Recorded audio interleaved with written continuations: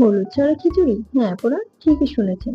গরুর মাংস এবং পোলার চালের সাথে সাদা খিচুড়ি। চলুন রান্না করা যাক। পাত্র গরম হয়ে এলে পরিমাণ মতো তেল এবং মসলা দিতে হবে, কিন্তু ভুলেও জিরা এবং হলুদ কোনোটাই ব্যবহার করা যাবে না। চাইলে কিছুটা জিরা ছিটিয়ে দিতে পারেন। এ পর্যায়ে আমি এখানে কিছু কালো জিরা ব্যবহার করেছি ফ্লেভারের জন্য। কালো জিরার সুন্দর একটা ঘ্রাণ আসলে এ পর্যায়ে আমি ক্যাপসিকাম কুচি এবং গাজর কুচি ব্যবহার করছি। এটা সুন্দর একটা ফ্লেভার অ্যাড করে খিচুড়িতে। সবজিগুলা থেকে সুন্দর একটা ফ্লেভার আসা পর্যন্ত এগুলা ভালো করে নেড়ে কষিয়ে নিতে হবে। আগে থেকে পানি ঝরিয়ে রাখা 500 গ্রাম পোলার চাল আর 400 গ্রাম ডাল ব্যবহার করেছি। চাল ডালটা ভালোভাবে ভেজে নিতে হবে যেন নিচে না লেগে যায়।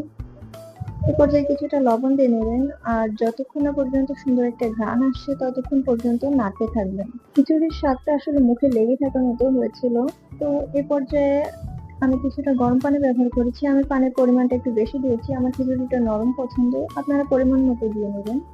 মাঝে মধ্যে ঢাকনা উঁচু করে নাড়তে ভুলবেন না যেন নিচে নেওয়া লেগে যায়। খিচুড়ি রান্না শেষ হলে 15 মিনিট দমে রাখবেন। সেই মুহূর্তে কিছুটা ঘি দিয়ে দিবেন, সুন্দর একটা ঘ্রাণ আসবে। রান্না এই যে হয়ে গেছে, প্লেটে আমি সার্ভ করে নিলাম। খিচুড়িটা আসলে অনেক মজা হয়েছিল, আপনারা ট্রাই করবেন অবশ্যই।